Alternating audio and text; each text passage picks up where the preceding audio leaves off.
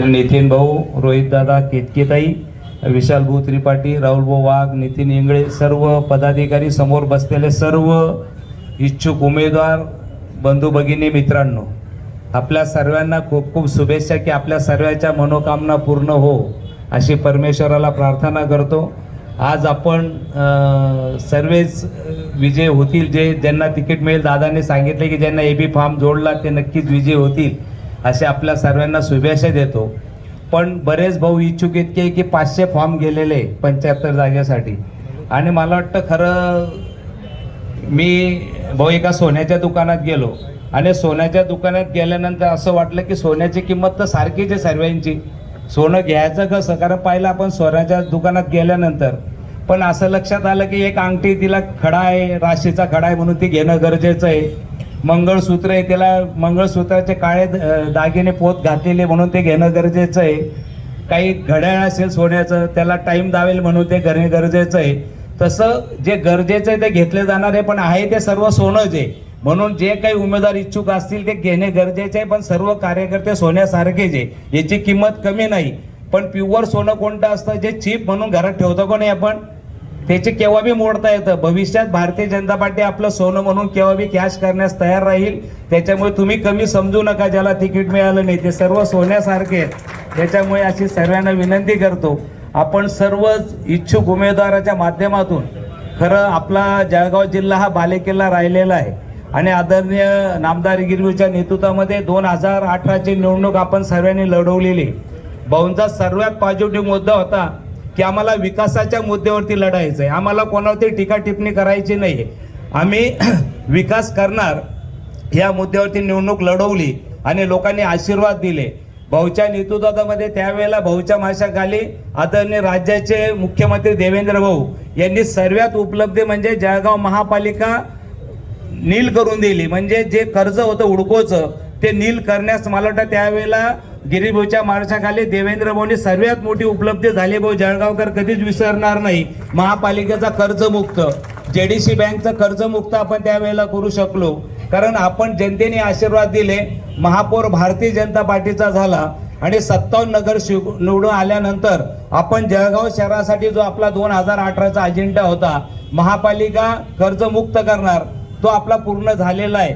भाऊ जळगाव शहरातले जे ब्रिज होते, जे आपला पिंपरा ब्रिजचं तुमच्या हस्ते उद्घाटन झालं त्या रस्त्याला आपण आपल्या सरकार असताना जो 95 कोटी रुपयांनी दिला, शिवाजीनगरच्या ब्रिजला जो 35 कोटींनी दिला, आसोदा ग्रेटचा ब्रिज पुरा झाला, शिव कॉलनीतला ब्रिज आज भूमिपूजन झालेलं, रस्त्याचं काम चालू आहे। नवीन एमआयडीचं आज भूमिपूजन म्हणजे नोटिफिकेशन झालेलं आहे त्याचं। आज आपण बघा तर बायपास सुरू झालेला आहे, गडकरी साहेबांनी भाऊ त्यावेळेला मुख्यमंत्री देवेंद्र भाऊ आले होते त्यावेळेला बायपास दिला, बायपास आता सुरू झालेला आहे, म्हणजे गाड्यांचा प्रश्न सुद्धा सुटलेला आहे। भाऊ आपल्या महाराष्ट्राखाली मुख्यमंत्र्यांनी पत्र दिलेले 2 आणि 3% प्रस्ताव शासनाने पाठवा असं पत्र, म्हणजे 100% गाड्याचा प्रश्न सुद्धा मार्गी लागलेला आहे। 2018चा भाऊच्या नेतृत्वात जो अजेंडा होता तो 100% पूर्ण झालेला आहे। भाऊ राहिलेले फक्त 40% म्हणजे 60% रस्ते आणि गटारी झालेले आहेत, 40% रस्ते गटारी राहिलेले आहेत, याची जाणीव आम्हाला आहे आणि येणाऱ्या काळामध्ये ते सुद्धा आम्ही पूर्ण करणार असं आपल्या सर्वांना विनंती करतो। आणि हे सुद्धा आपण 2 प्रस्ताव, एक 100 कोटीचा आणि एक 70 कोटीचा 2 प्रस्ताव आपल्या शासनाकडे प्रलंबित आहे की येणाऱ्या काळात देवेंद्र भाऊंनी आपल्याला आश्वासन दिले की येणाऱ्या काळामध्ये ते लवकर तुम्हाला मंजूर करून देणार आणि राहिलेले 40% कामं ते आम्ही पूर्ण करण्याचा 100% जनतेच्या आशीर्वादाने प्रयत्न करणार।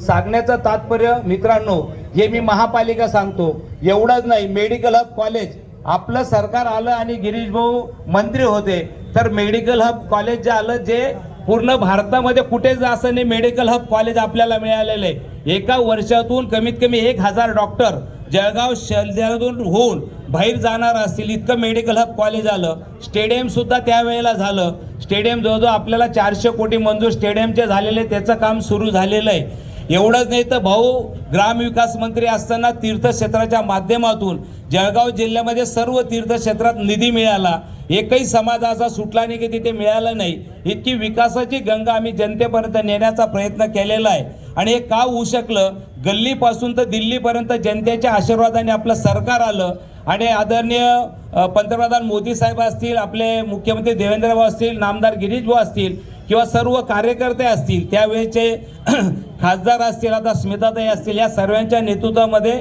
आणि कार्यकर्त्याच्या मदतीने त्यांच्या सहकार्याने आम्ही हा विकास करू शकलेलो आहे। आणि भविष्यातसुद्धा परत सांगेल आम्ही की जळगावला सिंगापूर करणार नाही, पण मूलभूत सुविधा ज्या आहेत त्या मूलभूत सुविधा देण्याचा आम्ही प्रामाणिकपणे प्रयत्न करणार। जे निवडून आलेले नगरसेवक असतील, महापौर असतील, यांच्या सर्वांच्या सहकार्याने, जनतेच्या आशीर्वादाने आणि आदरणीय आमदार गिरीवीच्या नेतृत्वामध्ये मला वाटतं ते पूर्ण करण्याचा आम्ही प्रयत्न करणार आहोत।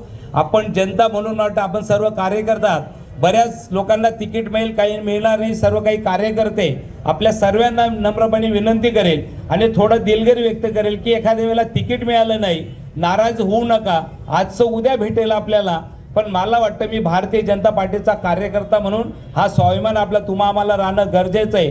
जसं आपले मोदी साहेब म्हणतात की विकसित भारत, या भारताच्या विकासामध्ये मी भारतीय नागरिक म्हणून माझी पार्टनरशिप काय, माझं योगदान काय, हा जसा आपण भारतीय नागरिक म्हणून विचार करतो तसं महाराष्ट्रामध्ये राज्याचे मुख्यमंत्री देवेंद्र भाऊ म्हणतात की विकसित महाराष्ट्रामध्ये प्रत्येक महाराष्ट्राचं नागरिक म्हणून कर्तव्य काही योगदान देणं।